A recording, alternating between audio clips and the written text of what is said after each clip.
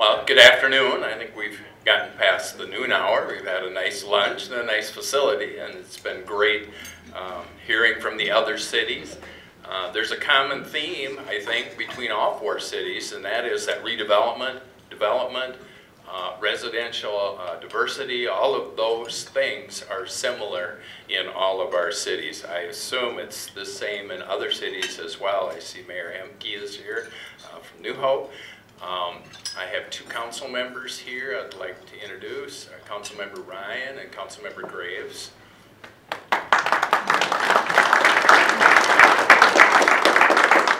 And my right-hand man is here, and I don't know exactly where he's sitting, but it's our City Administrator, Kurt Bogany.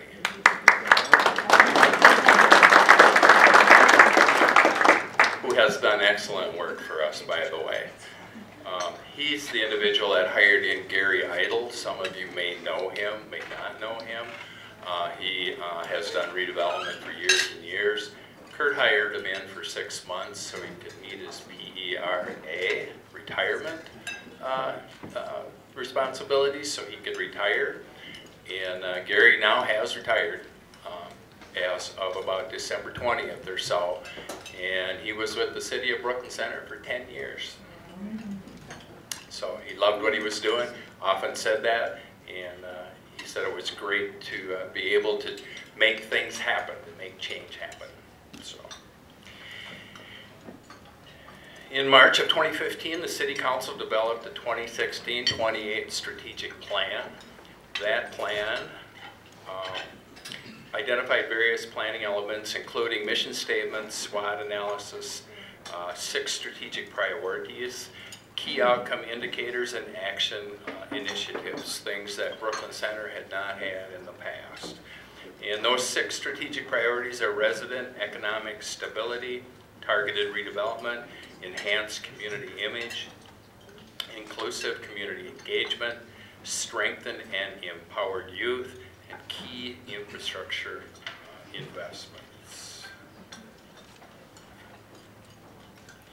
As mentioned before, the strategic city plan included a mission statement, a value statement, SWOT analysis, strategic priorities.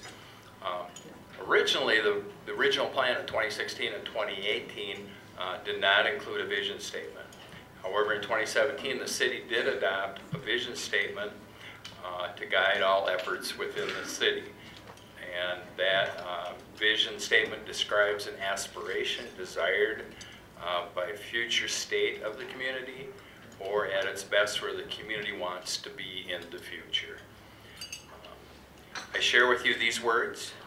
That is the city's new vision statement, and it goes like this. We envision Brooklyn Center as a thriving, diverse community with a range of housing, business, cultural, and recreational offerings. It is a safe and inclusive place that people of all ages love to call home, and visitors enjoy due to its convenient location and commitment to a healthy environment.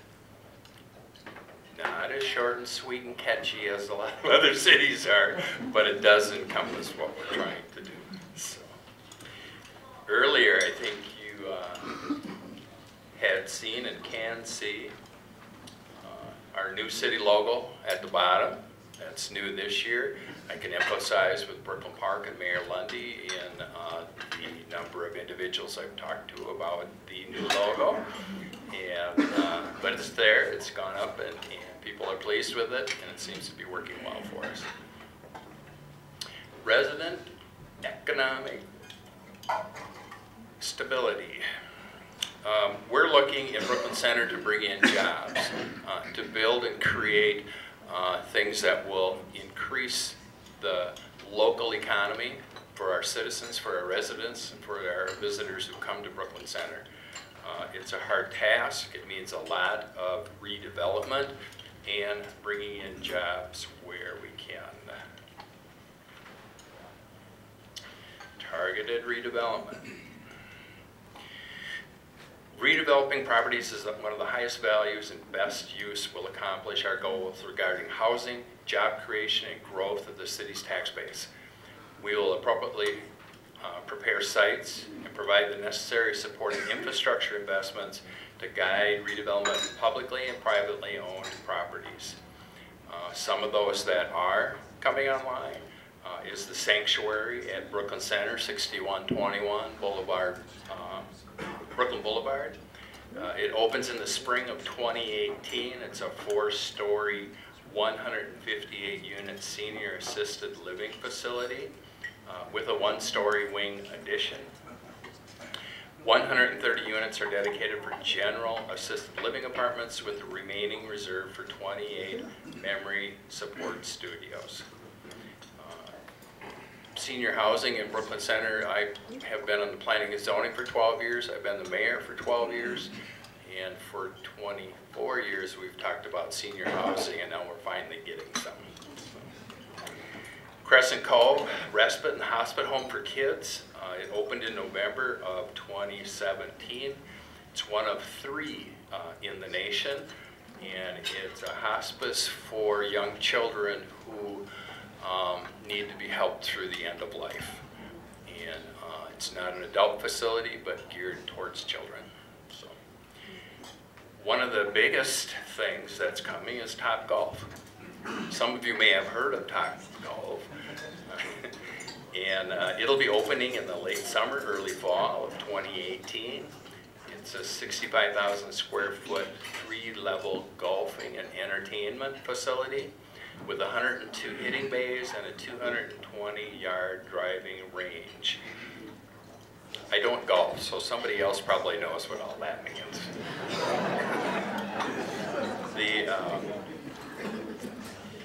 It'll have a 50-table restaurant and lounge, a 3,000 square foot roof terrace, and 3,000 square foot event area. A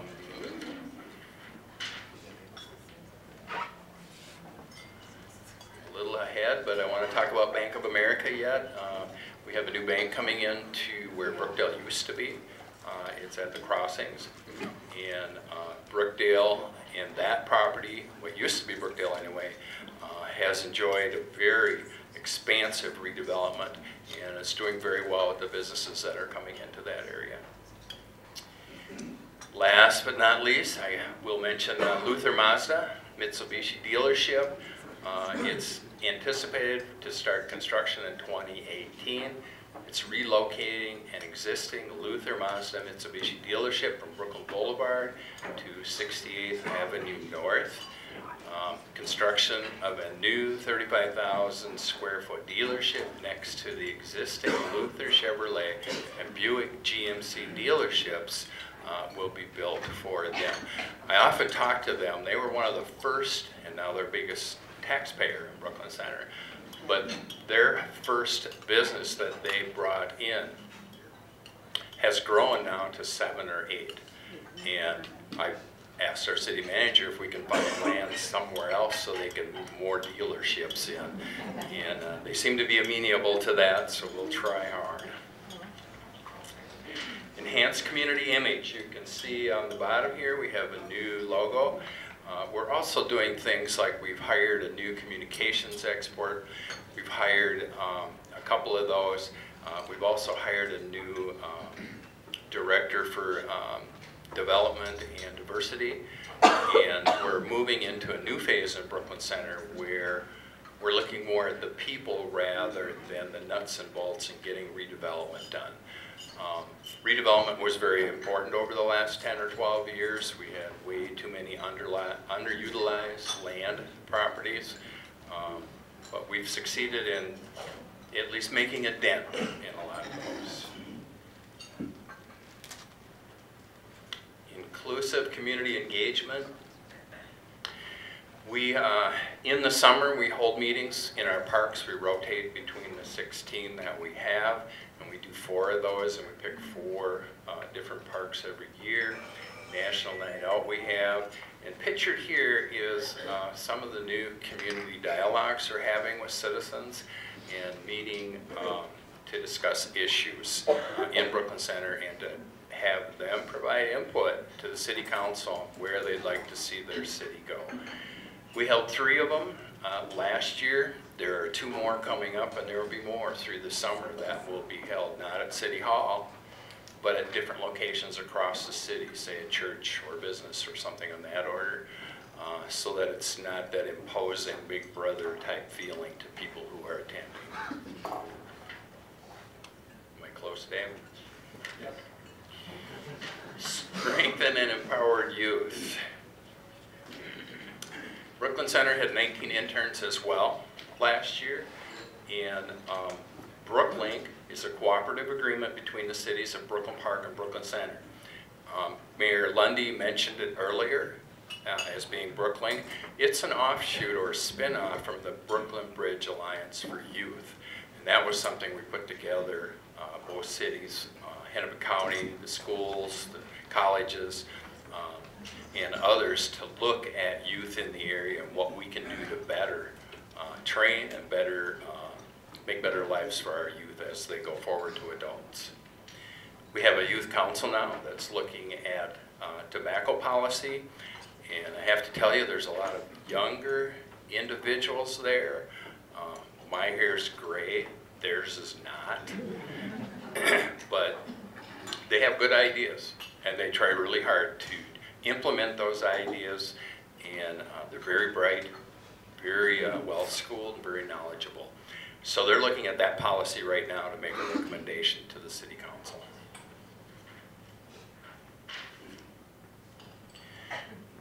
Key infrastructure investments.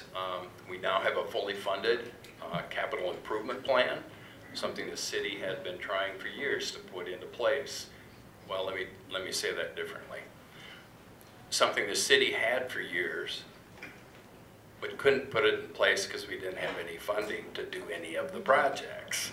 So when we first started out, we identified something like $80 or $100 million of just general maintenance within the city that needed to be done to buildings and infrastructure and all of those things. So now we have converted enough of our revenue streams to have a revenue stream to be able to work on projects on an annual basis.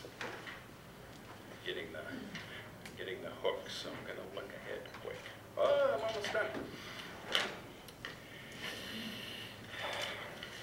Key infrastructure investments. Oh, actually, I am done. So I want to say, in completing, that it's been a pleasure to be here today. I thank the organization who has invited me again. I've been to a number of these. I have to admit, the very first one, when I was first elected in 2007, I made Kurt go to it, to the State of the Cities, and he did. It was good. It was great. So, but I was brand new and afraid of all you people that are here in the room. So I want to thank you for inviting me today. Thank you for your time and your attention, and drive safely on the way home. Thank you.